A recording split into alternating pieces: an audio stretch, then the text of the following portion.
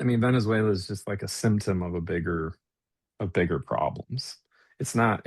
It's a unique problem right now, but it's symptomatic of bigger problems within the worldwide community and in the United States. It's just like another data point of like, what is this madness, right? Where we're not even getting competence.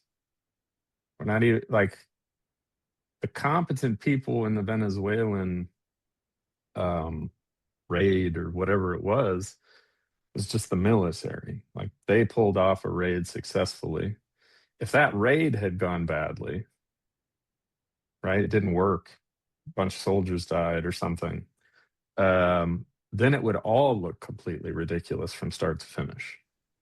Yeah. But the military is very capable, obviously. I mean, thank goodness, if you think about the amount of money we've invested in it, at least it works with the billions and trillions, and I don't even know how many dollars we've given to it. At least it works, I guess. I guess we can be happy about that.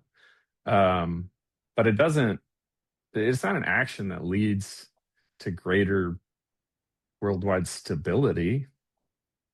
It leads to greater instability, obviously.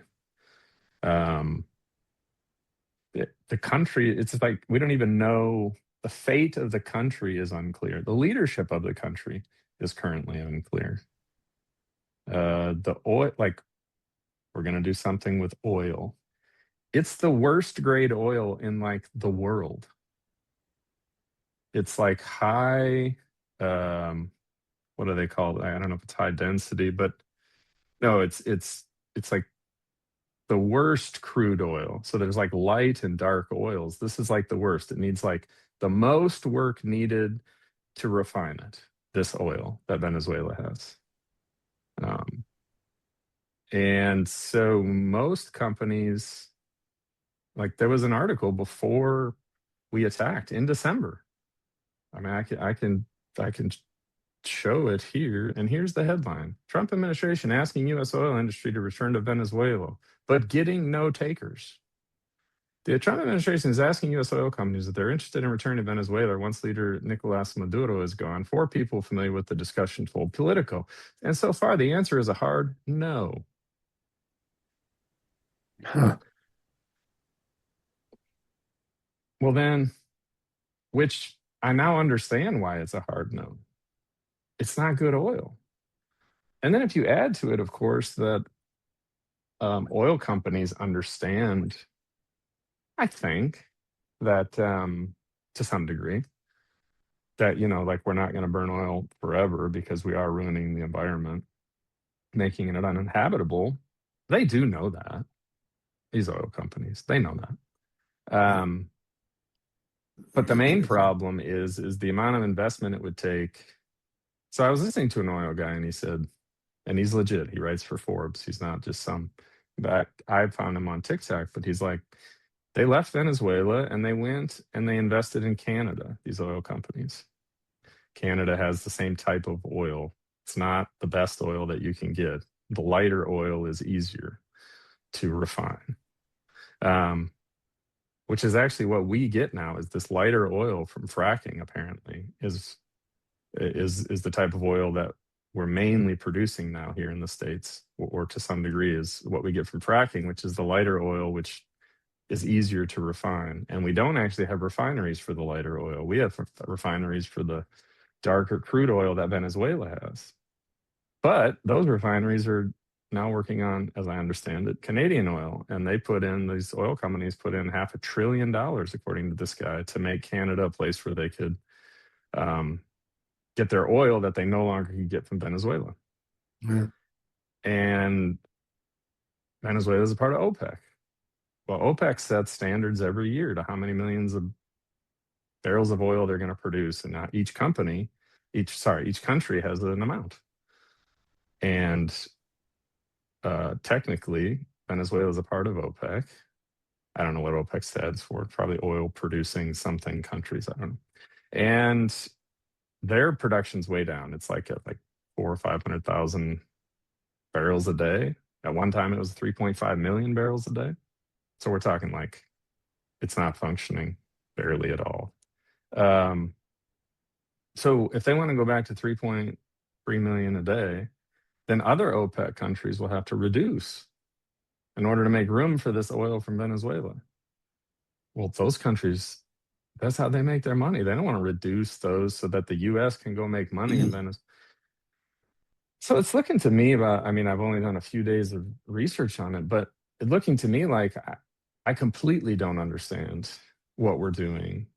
Because it'd be one thing if we were doing it for the sake of the Venezuelan people. You have this dictator, we're going to take him out, and we're going to help your country move on to a democracy.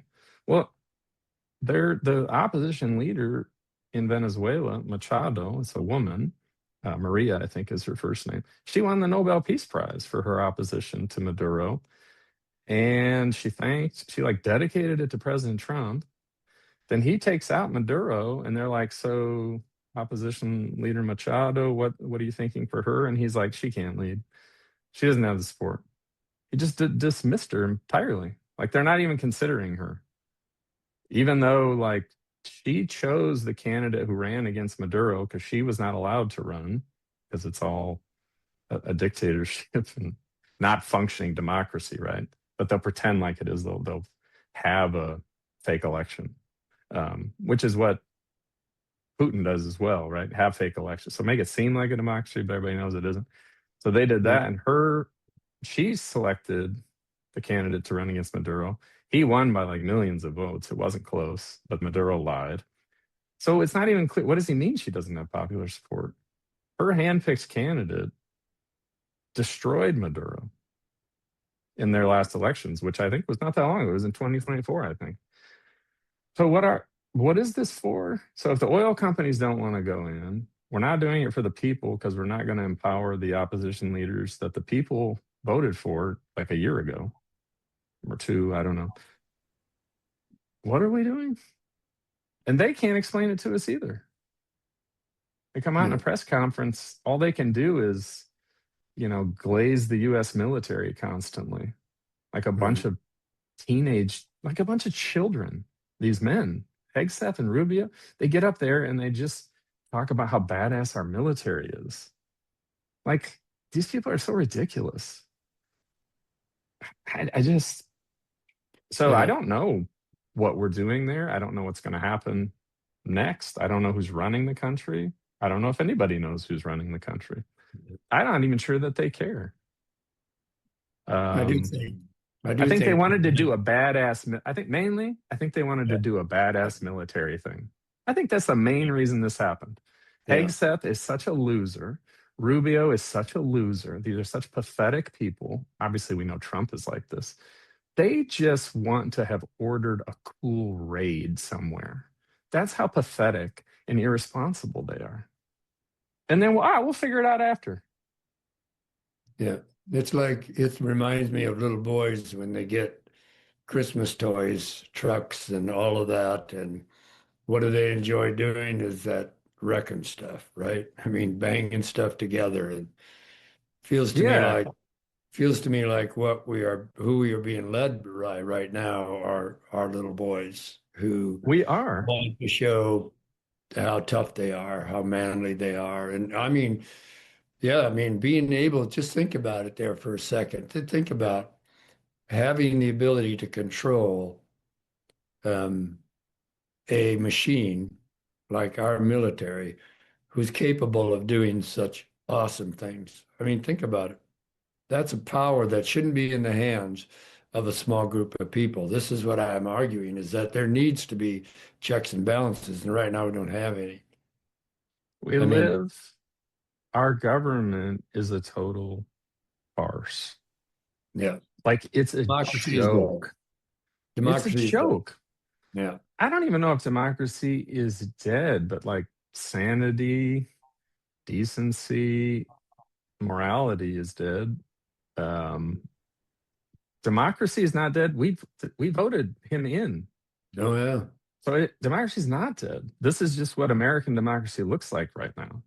There's enough people who want this or who wanted it apparently, or who were too stupid to realize how incompetent and foolish a man like Donald Trump is, narcissistic, that he's just going to use this whole thing just certainly to enrich himself. He's been doing that. I mean, the military just gave its biggest ever private contract to a like a magnetics, like this place, Vulcan Enterprises, I think. It's in Raleigh, Durham, actually.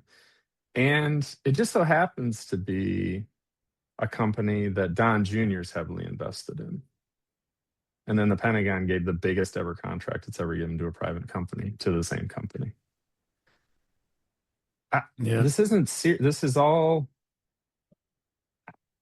I don't know, like we need a revolution. That's the truth of the matter.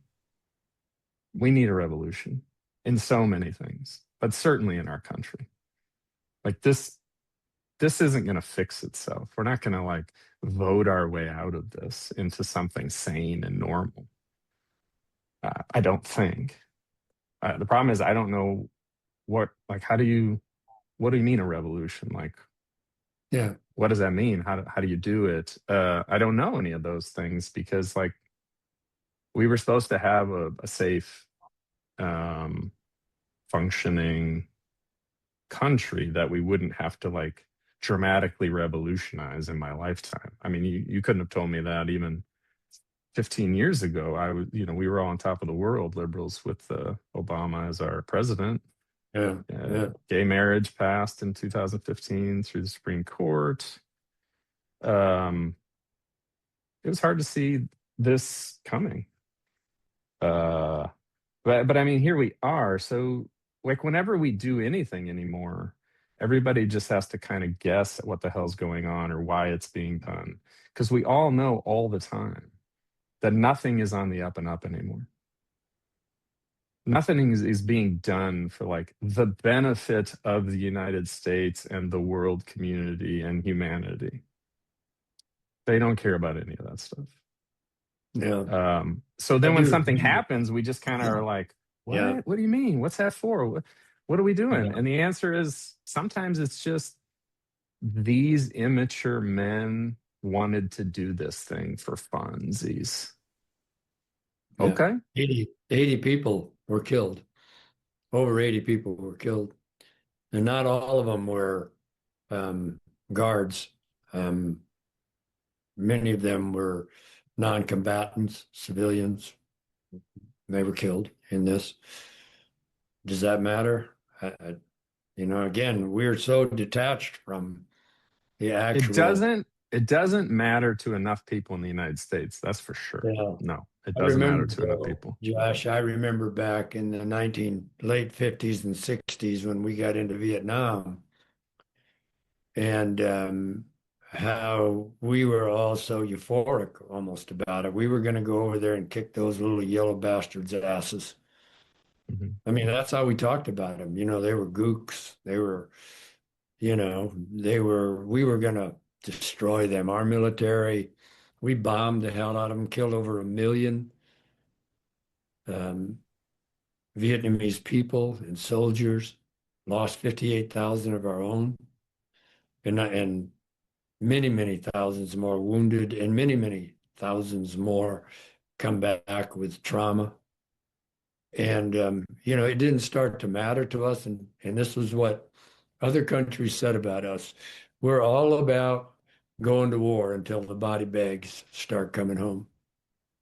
Mhm. Then we lose our zeal for for this kind of thing. And so last night or 2 nights ago when they did this, no body bags came home. And like you said Mhm. earlier, I guarantee you, if 20 of those soldiers, Mhm. even two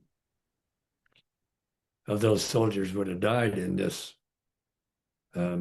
engagement, America would be feeling differently already. I think so. I mean, a majority of people don't want to go to war with Well, Venezuela. look at Iraq. Okay, then go forward then. Look at Iraq. The first Iraqi war with the first Bush, he went in and it was about oil too, freeing the Kuwaiti oil wells. He got it done and then he left. and but it was called Shock and Awe, right? Mhm. And we loved watching the bombs, man, the fireworks. It was like Fourth of July. Sat and watched on our TVs. We loved it. We loved this kind of stuff. Mhm. And then, so second Iraq War comes along, and we remember the first one. This is what happened, in my opinion. We're like, hey, we'll go in there and take care of Saddam Hussein, and Iraqi people are going to be waving American flags in the street. And at first, it felt that way. And then again, like Laura Bush said, this would be a great war if we didn't have all those bombs blowing all those people up every day. That's when you Right. started to realize already the sentiment was changing. Wait a minute. This was great when we were shocking and awing these people, and we could watch on American TV like it was, like I said, like it was the 4th of July. It was amazing. And they loved showing this video of what happened in Venezuela too, the explosions and all of that. And I just think we have an appetite for it until it starts to um, affect us personally. And I think that's true of so many things, Josh, that um, it doesn't, I mean, I'll shift to the issue around acceptance of the queer community. Mhm. When do people start looking at the queer community differently? When they have somebody they know or somebody in their family, or they with somebody who's Yeah. one of those letters.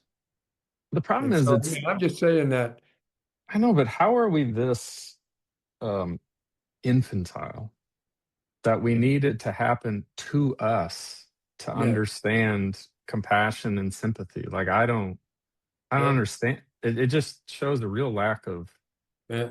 emotional intelligence on our part that it's like it has to happen to me or I can't understand it. I, But that's I the see human that a question. lot, but I don't know.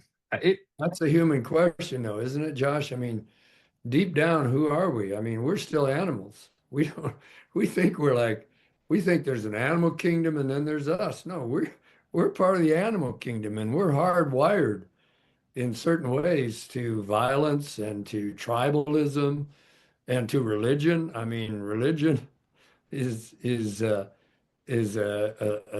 tool that has evolved over millennia as a um, as something that we can use for our own agenda or for our own comfort or whatever. And it's a tool that we use to validate our own behavior and to pretend that we're better than this. yeah, I mean if we're gonna continue to need things to happen directly to people for them to have compassion for other people it's happening to, we are screwed. Yeah, I We're agree. screwed. But we are. And well, some of us are. Not all of us are. There is like a counter movement of working on emotional intelligence and compassion and empathy. Um, that is happening. It's happening probably more with women than with men. I probably no doubt about that. Actually, it's not a coincidence that all those people up there with all their bravado and bullshit, tough talk, were all men. Um, most leaders are. I mean, sometimes I have to admit, it just feels to me like we have a male problem in the world, and that's the main one. And if we could solve that one, we would solve all the other ones. If I'm being honest, uh, Yeah, sometimes I feel like it might be that simple. I'm sure it's not. I know that. Um, but if you were to like say to me right now, do you want to take a chance on 100 years of only women uh, in charge of corporate America and world governments? I would take it in a heartbeat. I would take it in a heartbeat as just like a quick way to change world affairs. I think I can't think of anything quite better than this, to be honest. And I see a lot of like apologists for men now, like, oh, poor men, they're hurting, they're Yeah, struggling. yeah, And I see that that's true. And I think we have to take that seriously. But I'm not able to feel sorry for men. I want men to realize that you are the main problem. We are the main problem. Men are the main problem. And within that, you have religions. And mhm, what do? They yeah, elevate men over women. yeah, Always. Corporate world, men over women. I mean, there's just no big institutions that are not, that I can think of. Um, they're not reinforcing these bad hierarchies and these bad ways of acting and being. Um, we're going to have like 15 years, probably more, of the MAGA movement, and it is ruining our country. And the principal people it's ruining within our country is men. yeah. The principal See, I people agree with behind you. this movement I is know. men. And I men are say just that. becoming worse and I worse, and they know. can't find spouses because women don't want these shitty ass men that they have to fix and deal with. They'd rather be single. Hell, they'd rather try lesbianism Yeah, than be with a yeah. man. And Oh I yeah, don't blame them anymore. I don't yeah, blame them anymore because yeah. it's I obscene. happen to I happen to know, yeah, a couple of young women who are in relationships. In fact, I'm very close to a couple of them who are in relationships with other women. And if you ask them if they're lesbians, they'll say, no, I'm more comfortable being with a woman. It's easier to be with a woman in every way than it is with a guy. I don't want to be with guys. And guys are like taking that personally, which I suppose they should, but they're not taking it personally in a way that's saying, why is that true? I think this is true of all of us. So it's definitely true of me is when I get somebody pushing hard on me, I have to consciously say, listen to what this person is saying that you need to hear. Mhm. What is it that you need to hear from this person who's speaking hard truth to you? That truth you don't want to hear, truth you don't like, painful stuff that you're not even sure is true. But what is it you need to hear from them? I've been saying this and been complaining about this for a long time now within Christianity, within my own faith tradition, a faith tradition I still try and hold on to as hard as that is there. Why are people leaving? Why don't you ask them? Well, I have an answer on that, Well, I know you have actually, an answer, but I'm saying because there's what new they data want on to do that. is double down on whatever it is they're doing and saying, well, whatever reason they're leaving, it's not our fault, it's their fault. We don't have to change. They've lost their faith. They got on that slippery slope or whatever. So I'm sorry, go ahead. What were you going to say? Well, there was a new Pew came out with a new poll that showed why people are leaving. And it's actually really simple. They stopped believing in the religion's teachings, Say which that again, Josh. Say that it's again. right here on the screen. They stopped believing in the religion's teachings is the number one reason people left. Yeah. I stopped believing in the religion's teachings. That's the main reason. I mean, you can see some of the other ones behind it. My spiritual needs were not being met. I stopped believing in the religion. Oh, this is sorry. These are half adults who left their childhood religion. Stopped believing in religion's teachings. Wasn't important. There's a bunch of different things on here, but I think it's telling that the number one reason is I stopped believing in the religion's teachings Yeah. because you can't you can't get that back. Yeah. Yeah. Well, there's nothing to get back. If it was, I think people would like it to be, oh, it's hypocrisy. That's why people are leaving, or it's just like poor treatment of or abuse. Yeah. The reasons are endless, obviously, in my opinion, at the moment. But you'd be like, well, we clean up the abuse and hypocrisy, and these people will come back.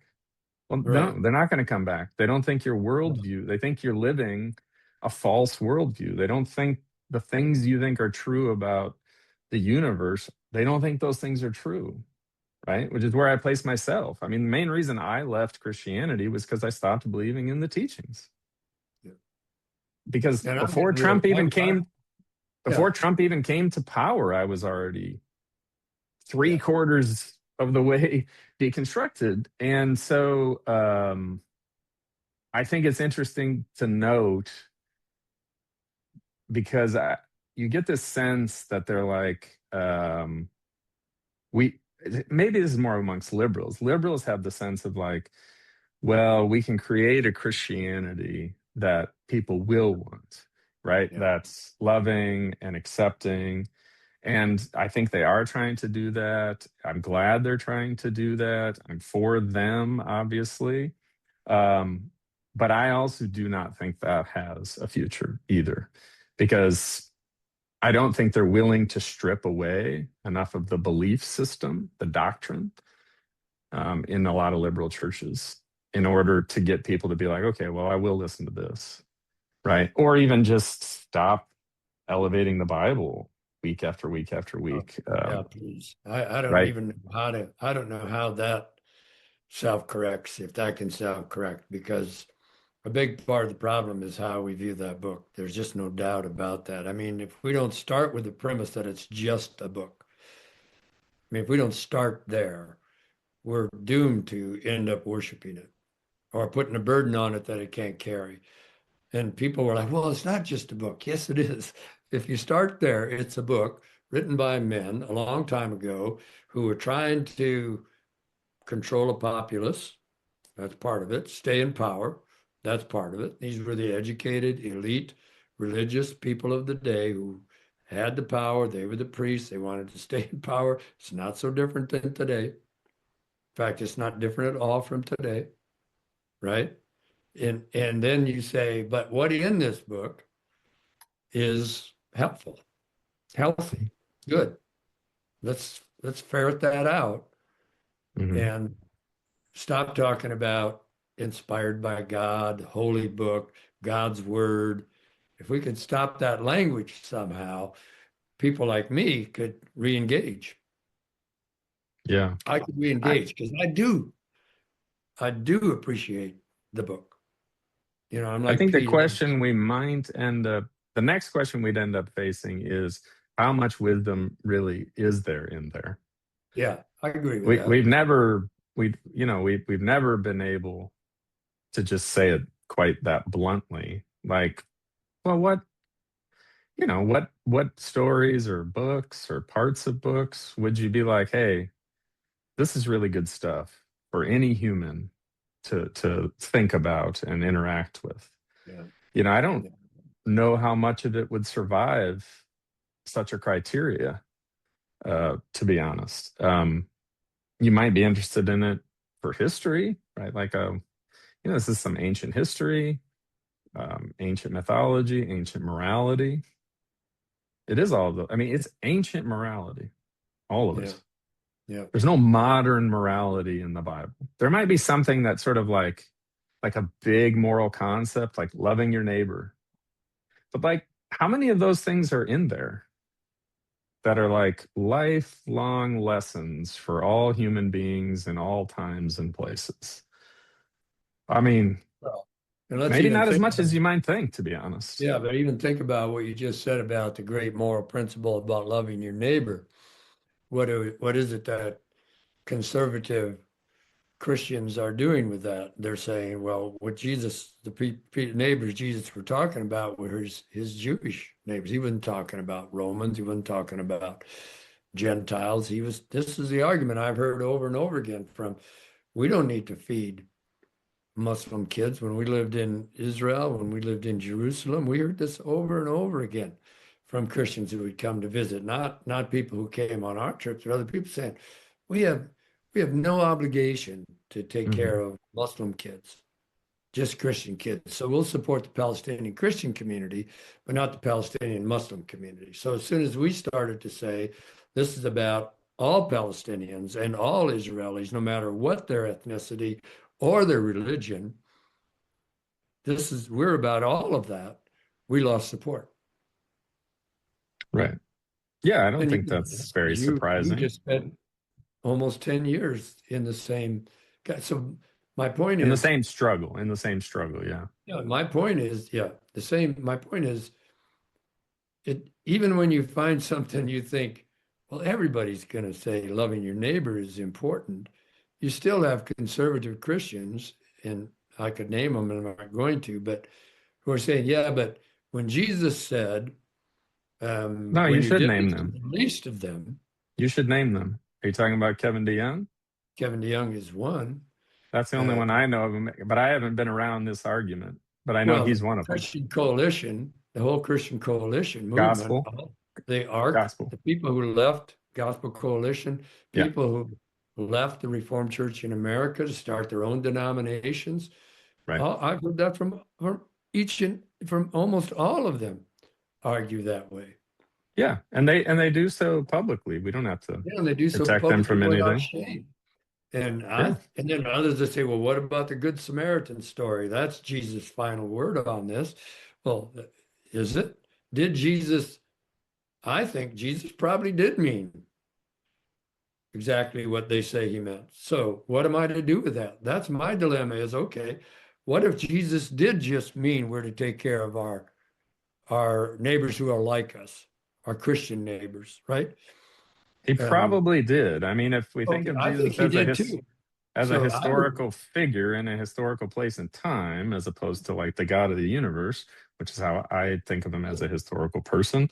Yeah, of course. I mean, he didn't have he yeah, didn't but see what I know would that there say, were indigenous people living in North America. what I would say though to that, Josh, is if Jesus did say that and did mean that, I have to quarrel with him on that. I don't agree with him if that's what he meant. I don't agree with that at all. Yeah, Every no, me child, neither. every child, I should view every child as my child too. Right. I mean, I have Yeah. my own children and grandchildren to look after first. I think that's true. But after that, every child should matter to me. Not because they're made in the image of God, that kind of language. I'm so turned off by that kind of language. I'm just because they're kids, for Hmm. Christ's sake. They're fucking kids. Hmm. And and and we don't put money into public education. In fact, we're doing everything we can to destroy public education. We don't offer childcare to parents who are trying to work to make their own living. We could, but we don't. We could, Elizabeth Warren for decades has been saying we could give total insurance for every child until they reach 18, and it wouldn't cost us more than it costs us not to do that. In fact, it costs us more not to do that than to do that. She's been arguing it, put out facts, and we still can't get everybody on board with that. For God, I don't even know what to say or do about that anymore. This is the But mad. Well, it's because we're living in madness, and this is what I mean well, about a revolution. yeah, Is like I don't know. I mean, I'm. It's hard for me to understand with all the things we're facing how we're going to do it through the systems we currently have. That seems hard for me to imagine. Um, there's a sense in which we are a Christian nation. yeah, I agree. We're Not in a good just way. Not in a not in good a way. good way. No, we're a Christian nation in the worst, kind of the worst possible way. That's my opinion. Yeah. Um, and for me, I guess some people I understand want to like save Christianity, like resuscitate, make it good. I'm not in that camp anymore. I think that is too much work. Number one, um, the amount of work to be done to change Christianity into something good feels nearly impossible to me. Um, Partially because of what it's become, but also partially because what it's become is reflected in Christianity, in the text, in the history. This isn't this version, this MAGA version is weird and bad, but it's not really unchristian if because Christianity can be any number of things Yeah, that you want it to be. This is just a really terrible version of Christianity, and I'm not convinced that like the answer is a better version of Christianity. yeah, Um, but the other possibility is also really hard because it means people having to deal with the terror they feel about existence and about death without the binky of religion. yeah, And that's really hard for most people, yeah. and understandably so.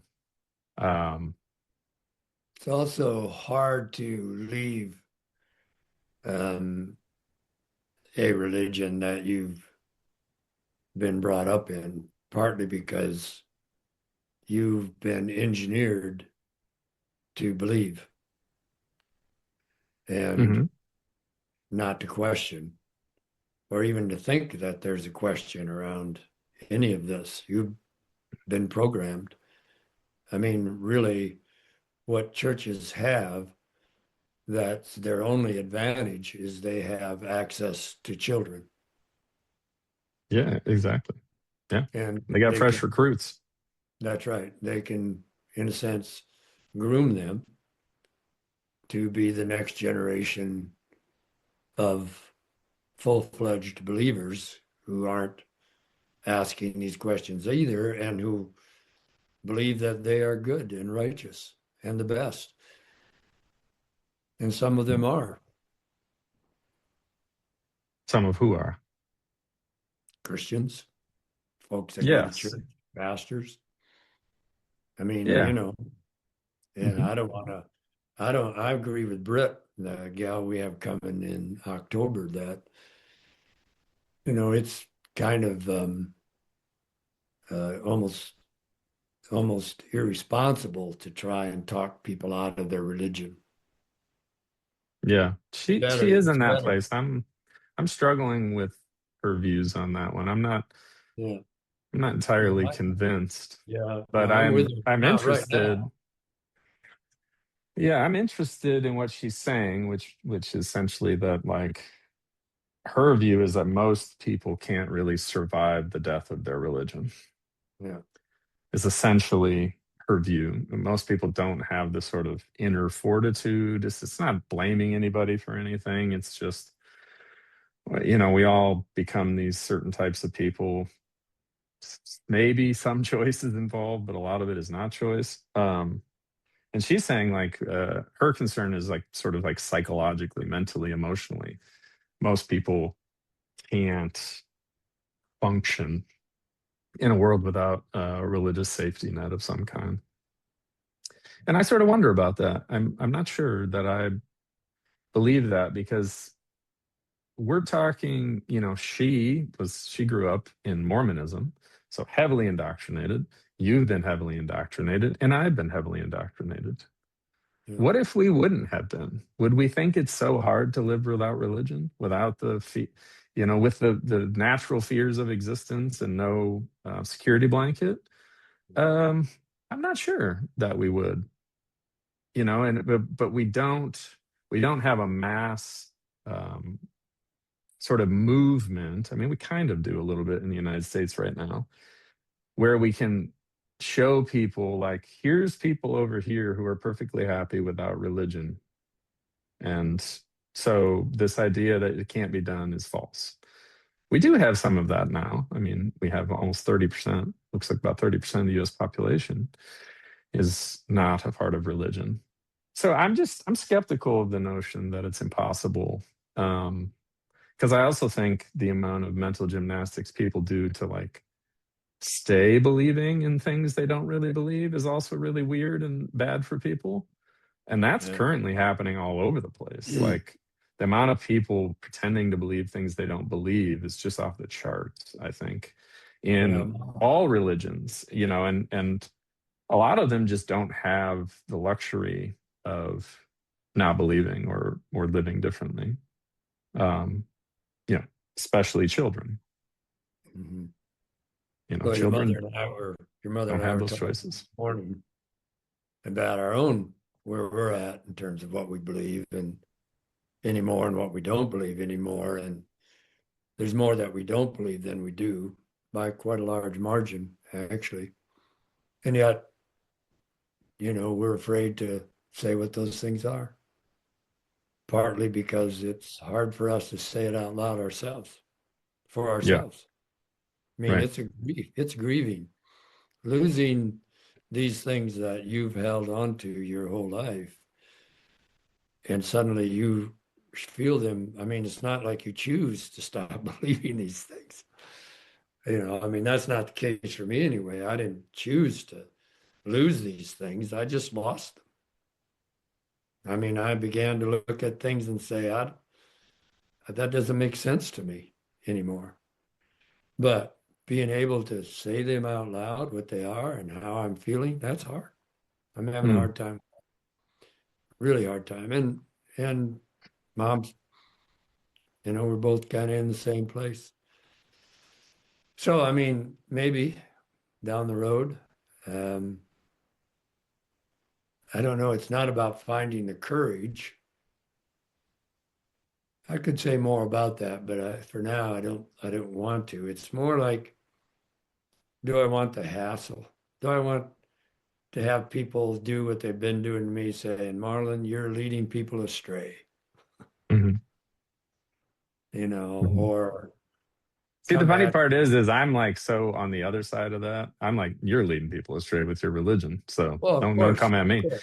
That's I mean, that's emotionally none of that stuff hits me anywhere that affects me negatively. Not Yeah. me. But I never was a pastor. I never had people, so we have very differing situations. There's nobody that I was a pastor to who's going to come to me and be like, I can't believe you don't. Oh, Like, I I don't get have it those all. people. Yeah, You get it all the time. I don't get I that at do. all, I do. obviously. I do. And it's that's painful because these are people that you love and you've loved for a long time. These are people you stood alongside during some of the worst times in their lives and who stood Hmm. alongside you at some of the worst times in your life. Hmm. And we don't feel the freedom to um, talk about these things. You just don't feel the freedom to do so because their their need for certainty um, trumps my need to be free of that. Hmm. Their need for certainty outweighs anything else, in my opinion. I don't. I'm not certain about much anymore. Hmm. And I think people see that as weakness. It's hard. Mm. I'm finding it very Yeah. hard. Yeah. Yeah. I feel a little bit more like, well, there's a certain level of comfortability I feel with not having a belief structure like Christianity. I think it kind of just suits me with who I am. I think the irony is I think I spent decades trying to make it work actually and failing. Inside personally, like for my own sense of like, is this true? Never. I think the truth is I never got to like, this is definitely true, and I feel very comfortable about it. I don't think I ever felt that, except when I was pretty young and I wasn't really thinking about it. I was just accepting the paradigm that was given to me. So now for me, then to leave finally and not have to keep struggling to be like, this is true. I have to understand how it's true. And then I have to reject all these other things that seem very obviously true, actually. And I can see how they're true and I can see how they benefit people's lives and have benefited humanity, all these scientific achievements that were like are not godly somehow, or science is somehow betraying. I mean, it just not having to do that anymore for me is nice. Yeah, Um, so I don't have that same struggle. yeah, I know, I know. And so it is easier. It has been easier for me, no doubt about it. Yeah, I know, I know. I get it. I get it. so much of it's predicated on um like how much better God is than all of us and how worthy of worship and praise and everything. Uh and you're like looking at the world, especially now, and you're like, Yeah, what do you mean? Like yeah, I, yeah, the version of God you're trying to sell to me is a version in which God is just allowing or wanting all these things to happen. That's the version I've been sold my whole life. That's God, super powerful, not doing anything to help us. right. Here we are. I've been here 40 some years, and I've not once seen God swoop down and help us with a damn thing. It just keeps getting worse. So that's tough for a skeptic. Yeah, and not everybody would agree that things have gotten worse. There are those. I have a good friend named Fred who would argue that, hey, if you look, there's been a lot of advancements that have, Yeah, if you go now really whether that's broadly, God's doing. I'm not arguing whether it's God's doing or not, but he would say that the world isn't just getting worse. There are many ways where it's getting better too. I would say it's actively getting worse now. I would Yeah, well, say getting better but I'd be willing, he's a I'd say scientist. up until like 2000. I don't think past 2000 we've done very much of any good technologically. It's been all downhill. Phones, social media, AI. I'm sure there's been some medical advances since then. And I know there has been on like cancer and immunotherapy and things like that.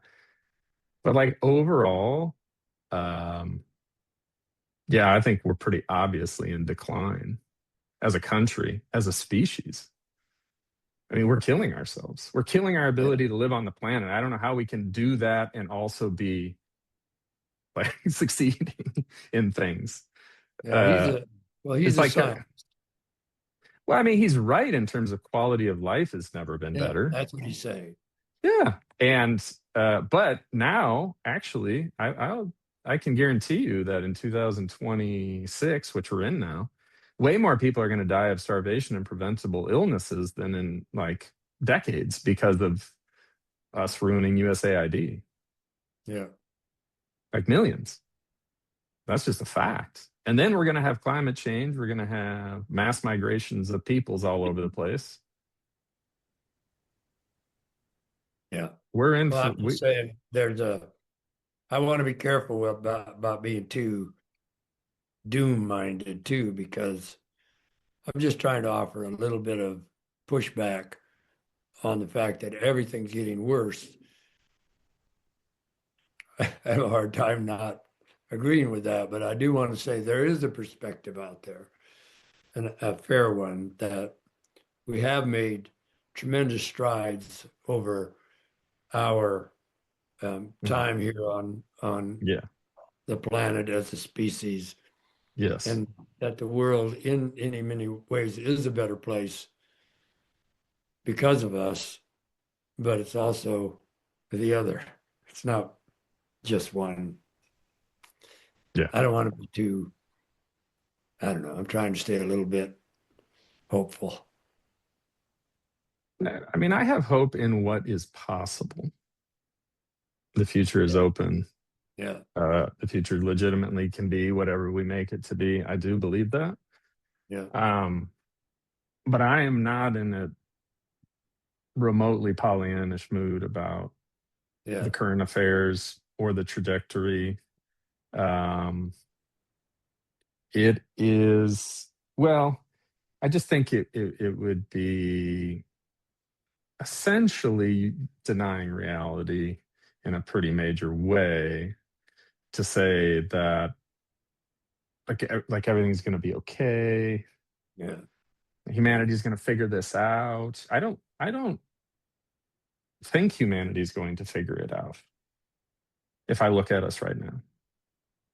I I think the reason that the fight's worth staying in for me at this stage in my life, um, where it would be a lot more pleasant to just coast out, stay off of social media, not be a part of, not do stuff like this, still Mhm. process, and just 10 more years, maybe, if I'm lucky, Hmm. Yeah, I travel, know. but I can't do that. I can't do that in good conscience when I look what's happening and realize how this is going to affect not just my grandchildren, but their children, Hmm. So, and that's what motivates me to continue to try and make some sense of this, not just offer my thoughts and my opinion, but actually and actively. And I think you've been helpful for me in that, is to try and listen and do the research, do the work, Hmm. and stay in the arena, so to speak, not jump up in the stands and watch, you My know? my hope is pretty simple. This is all solvable. Hmm. All of our problems are solvable by us. Yeah, well, that's We don't it. need we don't need a god. We don't need some No, magic MLK, new MLK, but Gandhi. We don't need any of that stuff. We can make life on planet Earth great for the vast majority of people if we want to. yeah, If and we should. Obviously, we should. That should be our goal. Our goal should be to make life on planet Earth as good for as many people and animals and non-animals life as we can. Allow yeah, people to live really yeah, fulfilling lives yeah, and allow that to continue as long as we possibly can. It's a good experiment. It's nice to be able to exist and have these experiences, and that could be enough.